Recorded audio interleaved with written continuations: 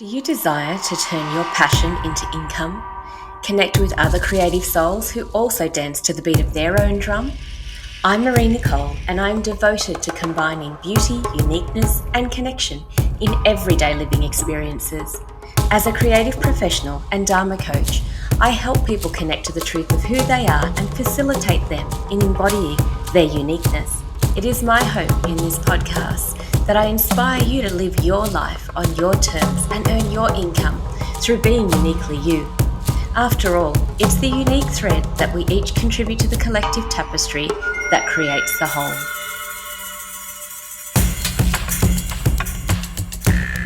There are two barriers I hear clients express most often when it comes to realizing their business goals, and they are time and cost.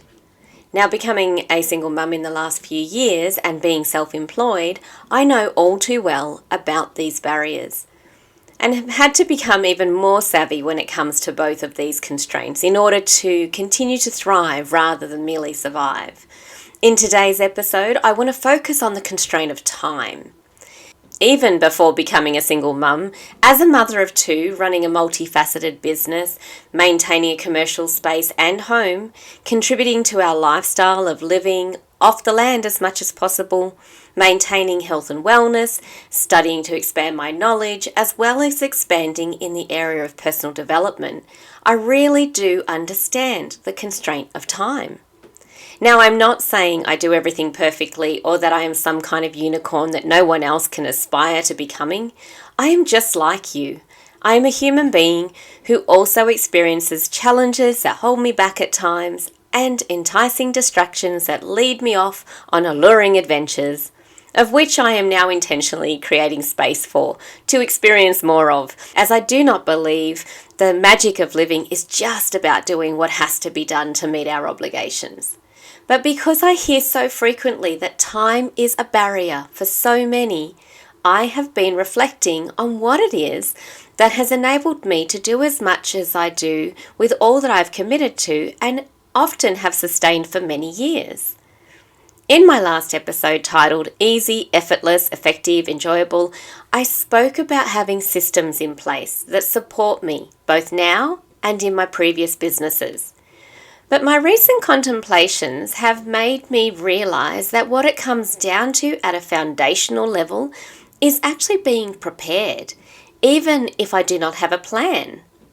Recently, in an introductory session with a client, I asked if she had a digital marketing plan for her business, to which she responded, "For me, it's like meal planning. I know it's a good idea, but I just never manage to do it." She is certainly not alone in that. This is a common response to both meal planning and creating plans around business activities. Shortly after that discussion, I was talking to my eldest son who works in the entertainment industry as a sound, lighting and vision technician. It was around 6 p.m. and he was between shifts.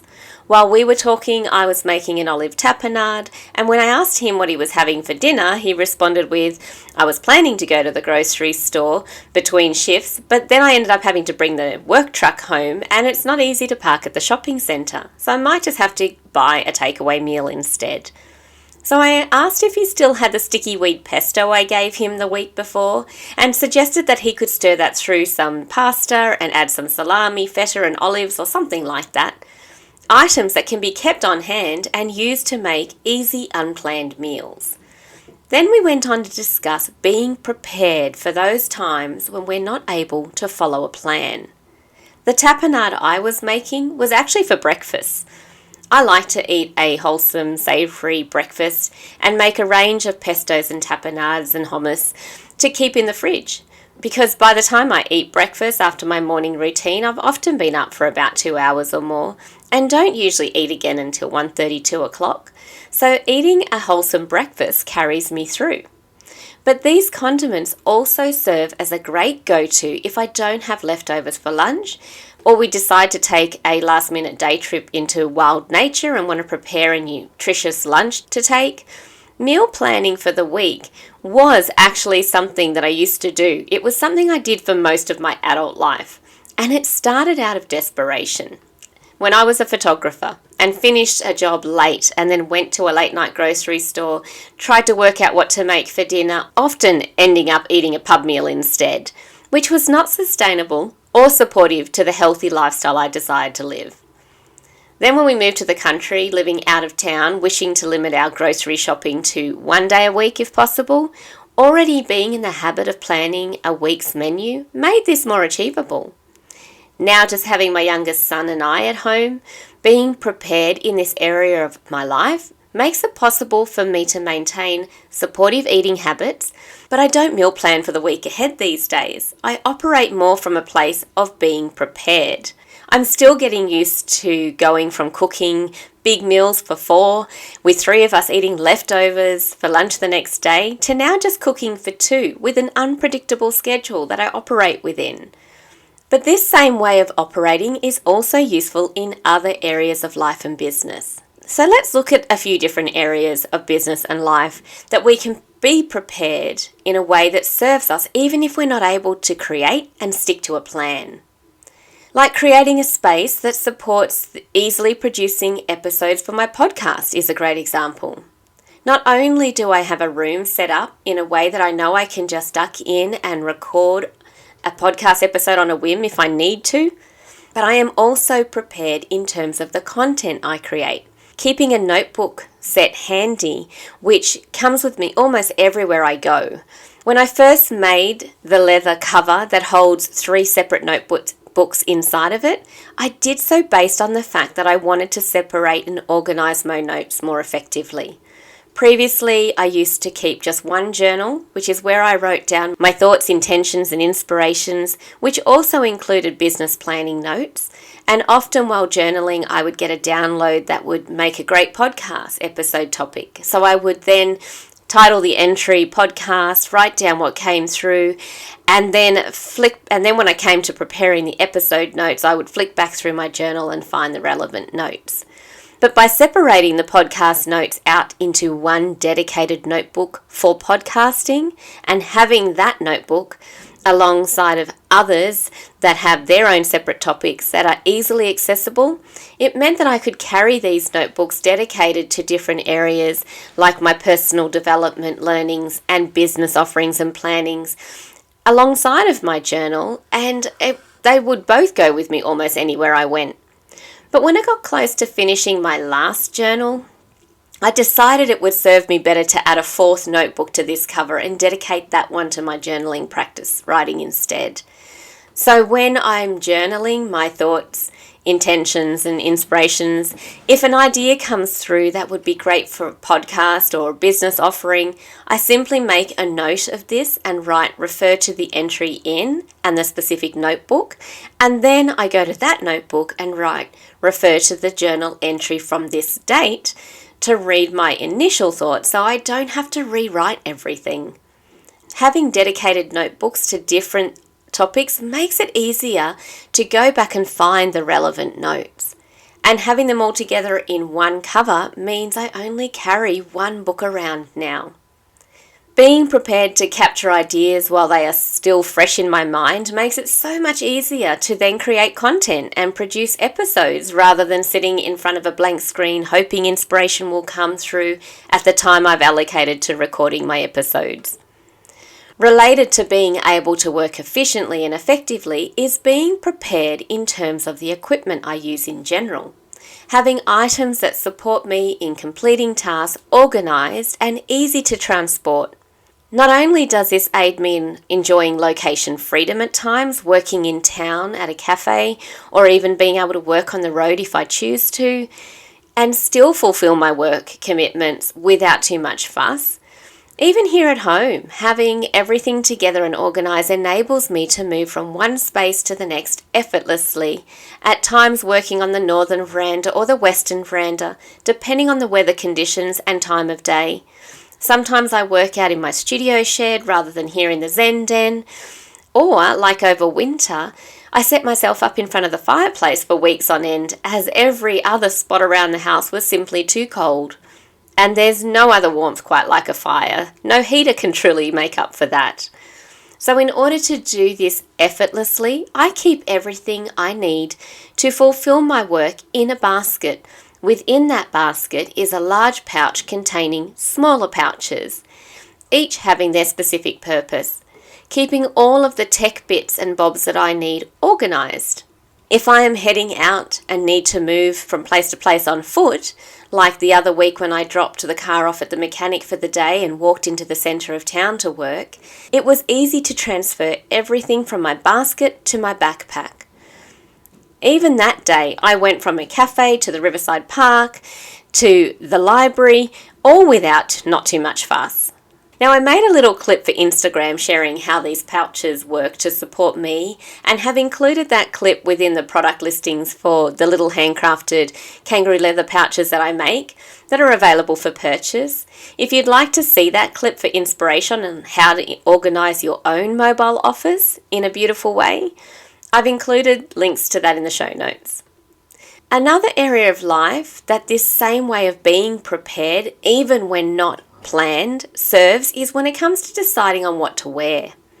Just like meal planning used to be a part of my regular practice, when I had a commercial space, I also planned my outfits at the beginning of the week, based on my schedule for that week, which made it simpler to get ready in the morning and not stand in front of a wardrobe wondering what to wear that day, thinking about whether or not I needed to be more practical in my attire because I would be climbing up and down ladders, or capturing product shots, or being the subject of the product shoot, or needing to prepare a room for a workshop and still be dressed for serving customers in the retail store, showcasing the goods we sold in the outfits I curated and wore myself. I would know what my schedule was for the week, so I would plan accordingly. But after a while, I shifted across to intuitive dressing because of the fact that there were days that an outfit I had prepared just did not suit my mood for that day, and I would not feel as effortless in my movements. Having a wardrobe filled with garments that I know suit my physique and style, and that work together when it comes to layering, makes it so much easier to select intuitively and curate an outfit quickly, which speaks to being prepared ahead of time for the unexpected rather than having a plan and sticking to it regardless of the reality of the moment.